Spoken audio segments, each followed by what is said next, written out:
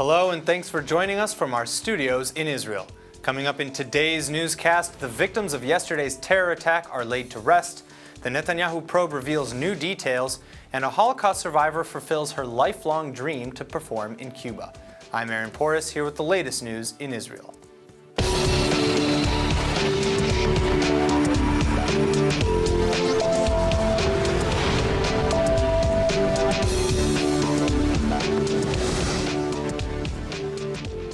Israeli leaders and the public are joining the families and friends in mourning the 4 soldiers who were killed in the terror attack in Jerusalem yesterday. The victims were laid to rest at funerals across the nation today. The 4 young people were all performing their compulsory military service when they were targeted by the Arab terrorist. 20-year-old IDF Lieutenant Yael Yakutiel of Givatayim was laid to rest at 3 o'clock this afternoon in the Kiryat Shaul military cemetery. She leaves behind her parents, 1 brother, and a sister. Her friends described her as full of light and loved by all around her. Cadet Shir Hajjaj of Ma'aleh Adumim was buried at the Mount Herzl Military Cemetery in Jerusalem. The 22-year-old was the eldest of 4 girls in her family and had been an honors student in high school. Her mother describes Shir as a flower and a crown jewel who inspired high hopes. Her father said he never imagined his daughter would be killed while in the army. The funeral for 20-year-old Cadet Shira Tzur was held in her hometown of Haifa. She began her military service in the Air Force, but was later transferred. A member of her family says she will always be remembered as smiling, looking forward to the next challenge, and that Shira's song will never be stopped. Erez Orbach, who was also 20, was laid to rest this morning at a military cemetery in the Judean Hills religious kibbutz of Kfar Etzion. As a seminary student, he was exempt from army service, but was said to have fought for the opportunity to volunteer. Like his fallen comrades, he was also a cadet in officers' training school. Orbach was the oldest of 6 children, and a statement from his hometown of Alon Shvut said he will always be remembered as smiling and his willingness to help and volunteer for every good cause.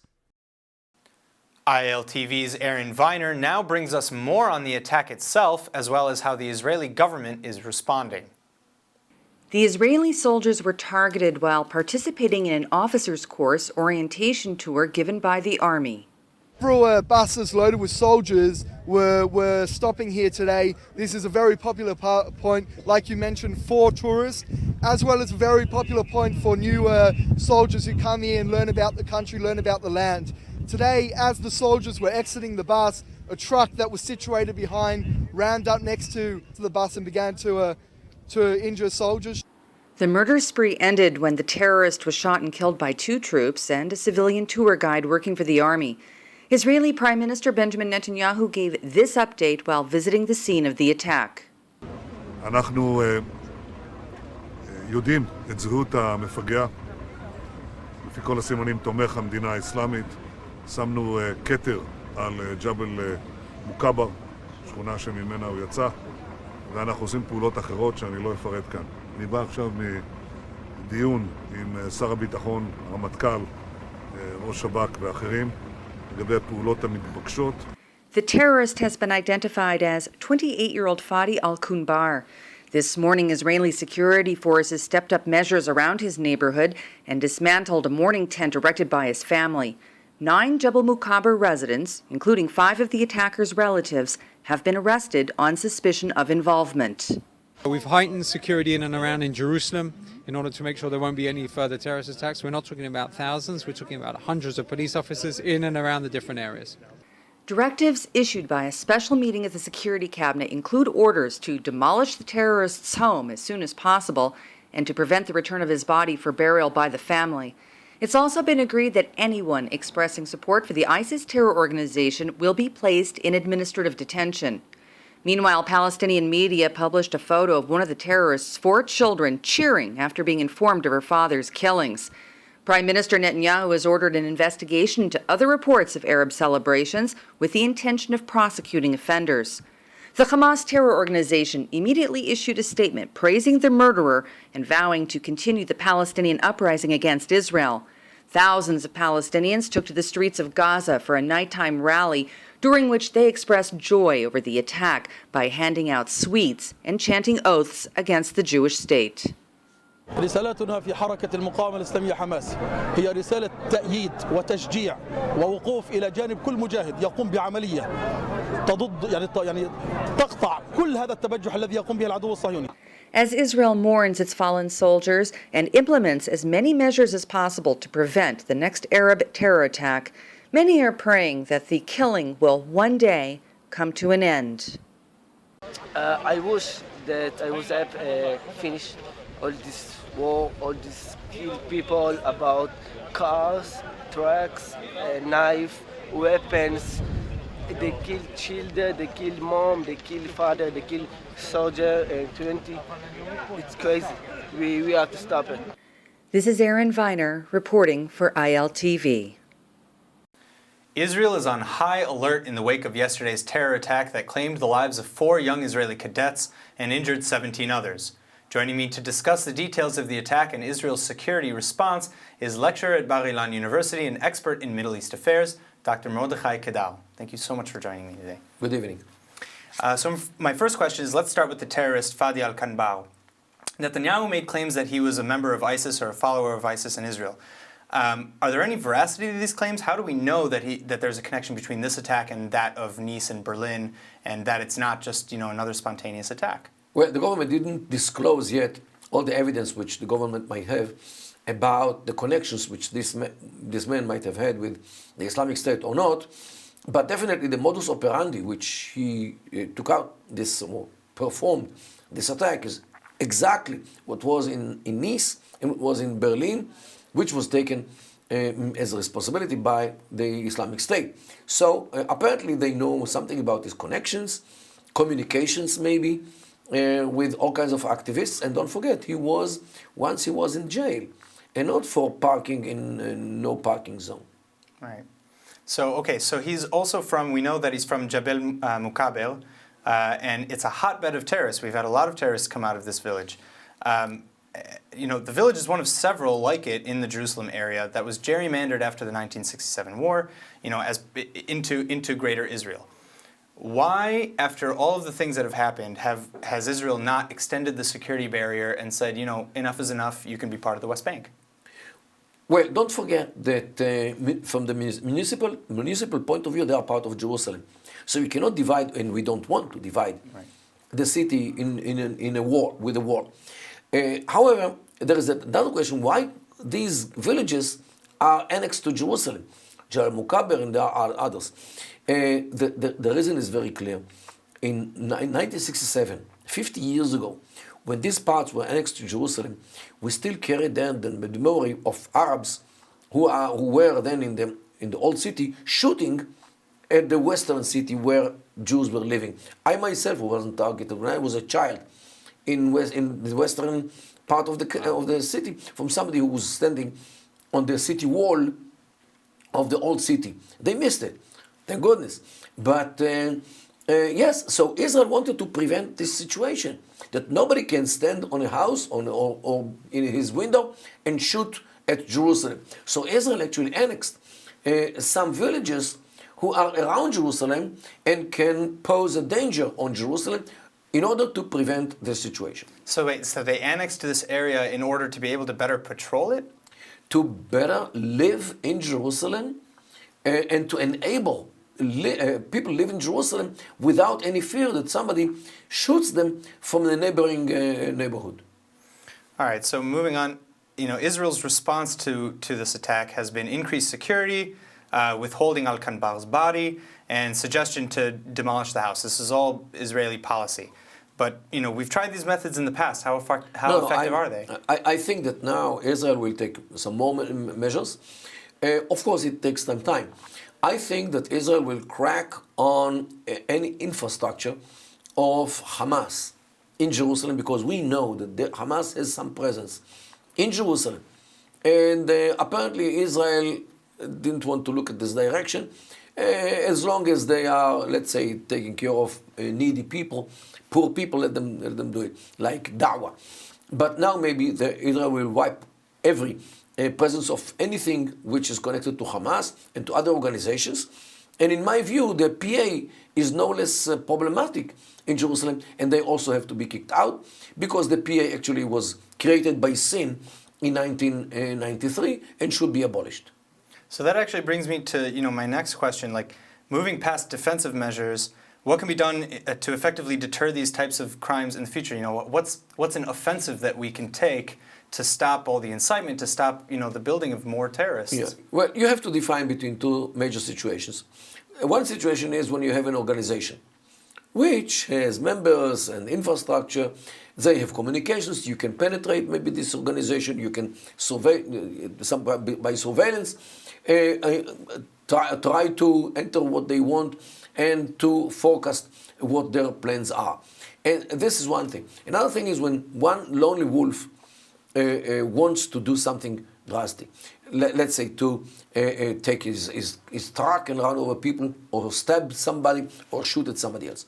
This is very hard to detect because he doesn't communicate usually with other people. He doesn't show, he doesn't disclose his intentions. And one day, when he thinks that the time has come, he takes the weapon or the truck and goes to. This is very hard to find. And yes, we have to find ways how to prevent it, like to put all kinds of boulders in places which might be attacked by trucks, as happened already in Berlin and in Nice. And this is the same idea, the same weapon, truck, which we saw in France and we saw in Germany. Definitely, it came through the media, through the social media, and of course you can detect some people who say or write on Facebook, for example, that I am willing to be a shaheed. These people, or some shaheeds, some terrorists, already said on their Facebook a message which could be well understood if people know Arabic. Could be understood as intention to perform a terrorist attack. If this can be detected, you can catch them in. But that, that's kind of the point. Like here we have Fadi al-Kanbal, who, as you said, he was in an Israeli prisoner, Israeli prison. He, he should have been on the watch, shouldn't he? We're seeing now reports of his family members are being arrested in connection to the attack and aiding him. Hamas is claiming yes, but he was working as a truck driver. So I'm going to put a policeman constantly in his car just to make sure that he doesn't run over somebody. This is impossible. We trusted him, and he betrayed the trust. Now, the question is what price people pay, whether personally by demolishing his house, or communally. Let's say if Israel decides, as kind of retaliation to this attack, to annex Ma'ale Adumim, for example, to Israel, or to spread the Israeli sovereignty over another part of Judea, Ma'ale Adumim, for example. This might show them that there is a price to these attacks, and the more severe the attack is, the higher the price is. So when they understand that the price is too high, they might stop it. So your solution, how high does the price need to be, and who's really going to pay that price? Because if we annex more cities out of the West Bank, aren't we potentially bringing in more not potential cities? terrorists? I didn't talk about cities. Jewish cities, means Israeli cities. I'm not talking about annexing Ramallah or Hebron. I'm talking about, because these places, these cities, Arab cities, should be emirates as a solution. Emirate in Hebron, in the Arab part of Hebron, emirate in Jericho, emirate in Ramallah. Every city should be an emirate based on the clans of these emirates. This is the only solution which can survive in the Middle East, because only the emirates here, states are falling apart, as we see in Syria and Iraq. So this is the situation, this is the solution, the only solution which can be implemented on the ground. Yet, Israel can annex more and more rural areas in order to show those terrorists that this is the price of their terror attacks. Well, thank you so much, Dr. Kedal, for joining me again. The name of yet another wealthy man bearing gifts has emerged in the snowballing Netanyahu graft investigations. Australian James Packer allegedly paid for lavish gourmet meals for the Netanyahus and received permanent residency status in exchange. We get more from ILTV's Steve Leibowitz. New details continue to emerge relating to the criminal probe into illicit gifts allegedly given to Prime Minister Netanyahu and his wife Sarah. Australian businessman James Packer is the latest businessman linked to the probe. Packer allegedly paid for gourmet meals worth tens of thousands of shekels that were sent to the Netanyahu's private home in Caesarea. Other businessmen named as having given valuable gifts on a regular basis include Hollywood film producer Arnon Milchan and World Jewish Congress President Ronald Lauder. Packer has reportedly lavished expensive gifts on the Netanyahu's college son Yair, including extended stays at luxury hotels in Tel Aviv, New York, and Aspen, Colorado, as well as use of his private jet. In exchange, reports claim that Netanyahu helped Packer obtain permanent resident status, which is very hard to get for non-Jews. Packer owns a home next door to the Netanyahus in Caesarea and wants permanent residency status for tax purposes. Packer has reportedly given police a statement in the case. As previously reported, Netanyahu has been questioned by police on 2 occasions for a total of 8 hours. Yesterday, it was revealed that police are in possession of a tape recording of conversations between Netanyahu and Yediot Ahronot publisher Arnon Moses, in which the 2 men allegedly discuss a deal for more favorable coverage for the prime minister.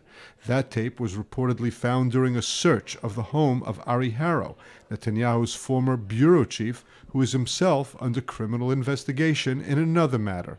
Harrow reportedly made the tape at Netanyahu's request. This is Steve Leibowitz for ILTV. Only 11 days remain before the inauguration of Donald Trump as President of the United States. Here in Jerusalem, much thought is being given to how to approach the new administration and its Middle East policy that is still in formation. ILTV's Steve Leibowitz discussed the matter with Jerusalem Post columnist Amos Asael, who expects that Prime Minister Netanyahu will wait for a Trump initiative. I think that Netanyahu's game plan, I don't know if he'll manage to implement it, but if it's up to him, his game plan will be to, rather than follow Bennett's advice and try to show America a direction and in the hope that America follows Israel's lead, Netanyahu's attitude will be the opposite of that, to wait for America to either deeply sink in other issues, domestic issues or commercial rivalries with China, other issues, or better yet, from Netanyahu's viewpoint, to actually make a move here in the Middle East that Israel can then use as a fulcrum with which to go further in Netanyahu's direction. I don't think if it's up to him, he would now initiate something that might provoke both the rest of the world and the local neighborhood. During these final days of the Obama administration, there is an attempt in Paris to pull together a Middle East conference. Apparently such a conference is going to take place. There's even indications that Abu Mazen is willing to meet with Benjamin Netanyahu on the day after that conference in Paris. Is anything at all going to come out of this? I very much doubt that because Israel has a long-standing principle, harking back to the 80s, of opposing the principle of international forums charting a course for a Middle Eastern solution. Israel's view has been consistently and throughout many different governments that a settlement here should be reached through direct and bilateral talks between Israel and the Palestinians, and before that with its other neighbors, which indeed was implemented. This is how it happened between Israel and Egypt, and this is how it happened between Israel and Jordan. There were facilitators from abroad, mainly the Americans, but the talks were direct and bilateral. And this is Israel's attitude, and the French initiative tries to violate this and to ignore Israel's preference. That is in terms of principle. In terms of circumstances, the circumstances are such that Israel has no reason to follow this French move, which, for one thing, provokes America and the incoming administration, trying effectively to elbow it out of the process. And more importantly, Francois Hollande is now a lame duck. he has already said that he will not be running for re-election in France's approaching presidential election. He lacks clout. He also lacks respectability in terms of how his expiring presidency unfolded in general, and particularly vis-a-vis terror. So I don't think that an initiative of his with this kind of structure concerning the conflict here can take off. Amos Hassel, thanks so much for being with us at ILTV. Thank you, Steve. The Israeli Ministerial Committee for Legislation has unanimously decided to support a new bill that's aimed at banning activities on school campuses by any groups that try to undermine educational goals or harm IDF soldiers. The measure specifically targets an NGO called Breaking the Silence, or BTS, which is considered to be a left-wing protest organization of IDF veterans. The new initiative is being spearheaded by a counter group known as Reservists on Duty, who say BTS encourages draft dodging and spreads blatant propaganda against the IDF. Education Minister Naftali Bennett already issued an order barring BTS members from giving addresses at schools last year, which the group ignored by doing so last month. The new bill would beef up Bennett's policy by making such activity an illegal, punishable offense if any specific individuals or organizations he labeled as subversive try to circumvent the ban. Lawmakers from both the coalition and opposition parties say they support the measure to protect the status and honor of the State of Israel and especially of its armed forces. 92-year-old Auschwitz survivor Esther Bejarano is in Havana fulfilling a lifelong dream of performing her music in the Cuban capital. She's part of the Microphone Mafia, a group of performers made up of members of different ages, nationalities, and beliefs while spreading the message of tolerance. She survived the Holocaust by pretending to play the accordion, allowing her to be accepted into the Auschwitz Girls Orchestra. Bejarano was eventually transferred to the Ravensbrück concentration camp and managed to escape her captors. After the war, she immigrated to Israel, but returned to Germany 15 years later with her husband and children and currently lives in Hamburg. As the president of the International Committee of Auschwitz, Bejarano has made it her lifelong mission that the world must never forget the atrocities of the Holocaust. Ich wollte schon immer mal nach Kuba fahren und die Menschen und auch ihre Ideologie kennenlernen und mich davon überzeugen, dass es doch immer noch einen Sozialismus gibt. Meine Energie, ich weiß das nicht. Ich weiß es nicht. Aber ich glaube, da wir sehr gefragt sind, da wir immer auf der Bühne stehen, da die Leute uns zujubeln, ja, dass sie ganz viel klatschen, ja, das macht mir Kraft, ja, und ich sage immer weiter so. Und die Schüler, die meine Geschichte hören, die kommen zu mir und sagen, Frau Bejarano, auch wenn Sie nicht mehr leben, dann werden wir Ihre Geschichte weitererzählen. And now for our Hebrew word of the day. We all mourn the loss of 4 young Israeli cadets who were tragically killed yesterday in a truck ramming attack in Jerusalem. But let's not forget about the 17 others who are now receiving treatment and are healing from their wounds. So today's words are refuah shlema, meaning a full recovery. Refuah shlema is how we wish someone to get well soon in Hebrew, and it applies to just about any situation when someone is ill or injured. In Judaism, it's customary to wish refuah shlema to our friends, relatives, and even strangers if we know that they're feeling under the weather. In fact, there's a prayer for the sick called Misheberach that is often publicly recited in at least half a dozen different ways, depending on who you wish to be blessed with refuah shlema. So if you'll join me now on behalf of all of us here at ILTV, we wish all the victims of yesterday's attack, the victims of terror attacks all over the world, and all of you watching who are just not feeling well, may you have the speediest refuah shlema. Let's go ahead and take a look at the weather forecast. ILTV's weather forecast is sponsored by Adopt a Savta, taking care of Israel's lonely Holocaust survivors. Tonight should be partly cloudy and windy with some scattered showers in the north. The low should be around 46 or 8 degrees Celsius. You can expect tomorrow to be partly cloudy with a rise in temperatures to a high of 64 or 18 degrees Celsius. All right, that's it for today's news. Today's exchange rate is 3.86 shekels to the American dollar. Remember to sign up for our daily newsletter at iltv.tv. Thanks for watching, and see you tonight.